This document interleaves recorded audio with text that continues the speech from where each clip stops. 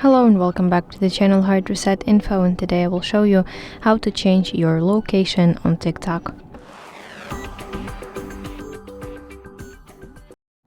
Open TikTok on your device and then open your profile at the bottom side of the screen, and then open menu that is located in the top right corner of your screen. Go to settings.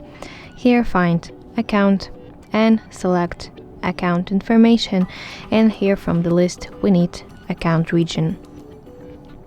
So here choose the location that you need to set up and tap on it, and that will mark needed region, and basically this will change your location.